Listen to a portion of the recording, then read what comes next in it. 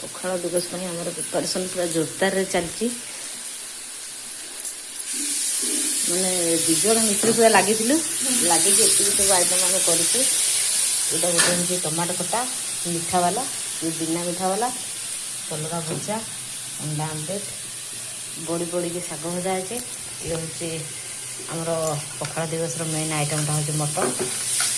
ଏପଟେ ଆଳୁ ପଲମ ଭଜା ହେଇଛି, ଏପଟେ ବାଇଗଣ ଭଜା ହେଇଛି, ଏପଟେ କଲରା ଚିପ୍ସ, ଏପଟେ ଇଏ ଆଉ ଗୋଟେ ସ୍ପେଶାଲ୍ ମାନେ ପଖାଳ ପାଇଁ ଇଏ କରିବ ଲଙ୍କା ରାଇ।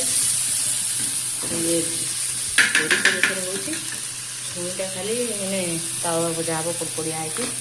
ଏତିକି ହେଉଛି ଆମର ଆଜି ପଖାଳ ଦିବସର। ଅଛି ଆଉ କିଛି ନାହିଁ ନା ଆଉ କିଛି ହେଇପାରିବ? ଆଉ କିଛି ହେଲା ବେଳକୁ ପେସେନ୍ସ ହଁ ହବ। ଆଉ ଗୋଟେ ଜିନିଷ ଭୁଲି ଯାଉଛ କିଛି, ବଡ଼ିଚୁରା ମେନ୍ ଜିନିଷଟା ଭୁଲି ଯାଉଛ। ଦହି ପଖାଳ ବାଇଗଣ ଥିଲେ ଗୋଟେ ଦହି ପଖାଳ କରିଦେଇଥାନ୍ତେ ଭଲ ହେଇଥାନ୍ତା। ଗୋଟେ ବାଇଗଣ ଥିଲେ ହେଇଯାଇଥାନ୍ତା।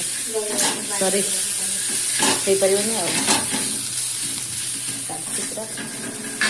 ଆଉ ଏପଟେ ଆମର ରହିଛି ମାନେ ପଖାଳ, ଦେଖନ୍ତୁ ପଖାଳ ହାଣ୍ଡିଟା ଗୋଟେ ଗରମ, ଯିଏ ଯାହା ଖାଇବ ଆଉ। ଆଇଟମ୍ଟା ଦେଖନ୍ତୁ ହାତ ଉପରେ ଦେ।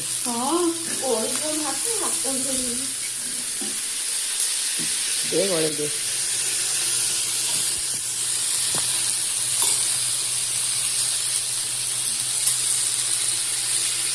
ଚାଲିଛି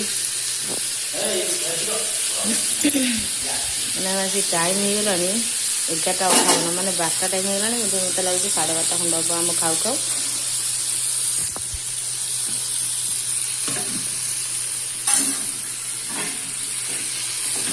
ମସଲା ଟିକେ କମ୍ ଥିଲା, କହୁଥିଲା ଆଉ ଟିକେ ନାଇଁ ଠିକ୍ ଅଛି।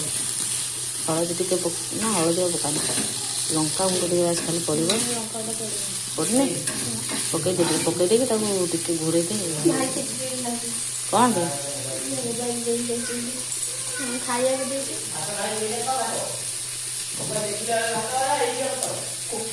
ଭାତ ସେ ଖାଇବା ବଢ଼ା ହେଇଛି ଏଠି।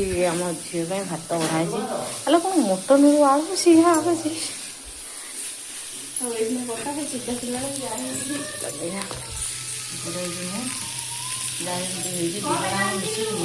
ସକାଳୁ ପରିଶ୍ରମ କଲୁଣି ଆଉ